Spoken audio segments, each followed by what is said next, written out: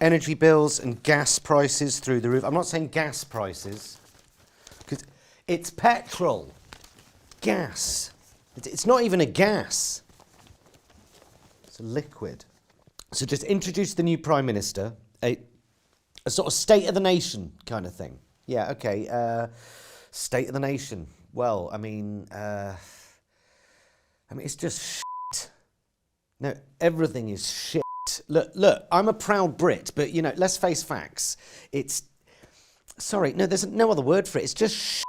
In a few weeks, our gas and electricity bills are going to nearly double. And in January, they're going to treble. Millions of households will see a record 80% rise in their energy bills. A genuine social and financial catastrophe. Yes, energy prices are rising globally, but here they are so high, hard-working families can't afford to eat. Meanwhile, energy companies are posting record profits. Inflation, that's going up. Rising to another 40-year high in July. Soaring prices have triggered walkouts across the UK on trains, buses and at ports crucial to the UK's supply chains. So our trains aren't running, our airports are a nightmare. You can't get in or out of the country because of airline staff shortages and queues at border control. Our rubbish is piling up. Our health system is on life support. Even the bloody weather doesn't work. The hottest English day on record, a series of wildfires. Now, you might ask, well, what is the British government doing about all this? Well, the answer to that is nothing, which is as good a place as any to start. Jesus Christ, that was just the introduction.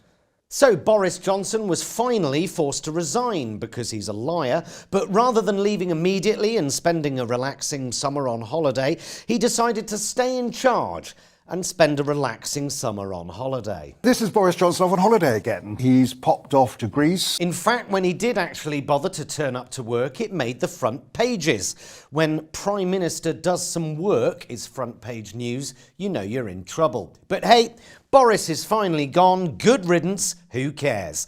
Time to introduce our new Prime Minister. Meet Liz Truss. Surely she has a plan to help save Britain. Just to clarify, Liz Truss has not won a general election. We won't have another one for 18 months. No, she was chosen by roughly 200,000, mostly extremely wealthy Conservative Party members, deciding who runs a country of nearly 70 million, but I haven't got time to go into it. Unfortunately, Boris's main achievement in office was to set the bar so low that anyone can now become Prime Minister, even Liz Truss. Oh, come on, that just feels a bit lazy, doesn't it? Come on, I'm better than this. I'm not just going to sit here and do some hack hit job on a politician who's 5 minutes into the job. How to describe Liz Truss? Well, I mean, if you take the social awkwardness of Theresa May, cross it with Boris Johnson's wild-eyed incompetence, add just a sprinkling of Maggie Thatcher's hatred of the working classes, and then just wipe off any residual charisma with a damp cloth, and you're kind of halfway there. I've done it again, haven't I? So what's her plan?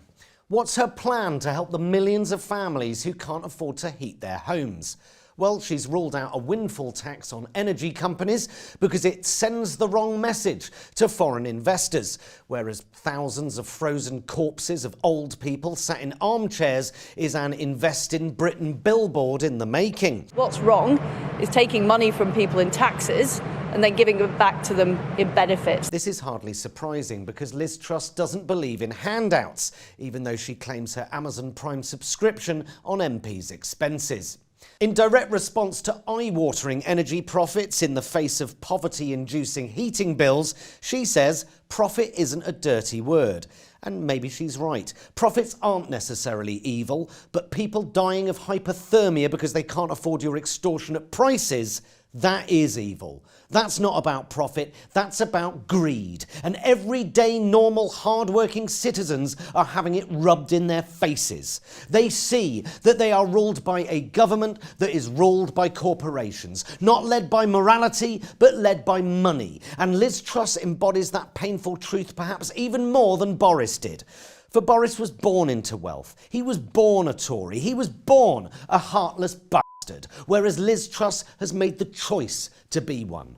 She made the choice to back big business and screw anyone that gets in the way of profit. Her plan is to take a bonfire to EU regulations, meaning a bonfire to consumer rights and environmental protections. She wants us out of the European Court of Human Rights, and she wants to crush the unions and take a flamethrower to workers' rights and their ability to strike. And now, after years of privatisation and underinvestment, and thanks to Brexit, water companies can now hurl our own turds and piss into the English Channel whilst giving billions to shareholders. 12 years of Conservative rule has taken us from fifth richest nation on the planet to being downgraded to an emerging market economy. 12 years of Tory rule, and this winter our schools will have to choose between heating classrooms or paying for teachers. Hospitals will have to choose between heating wards and performing life-saving surgery. And hundreds of thousands of households will have to choose between food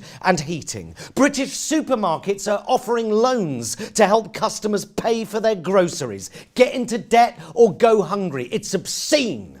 It's morally wrong, but morals don't seem to be on the table these days, yet people are starting to have enough. The tide is turning. People can see that they are being taken for a ride, that their hard-earned cash is lining the pockets of shareholders and rich politicians' mates. We've had enough. You asked for a State of the Nation video? Well, there, you've got one. We've had enough. It just feels like everyone I meet looks like they want to shut up shop and move to a country with better infrastructure, less child hunger, and more trustworthy leaders. Like North Korea or something.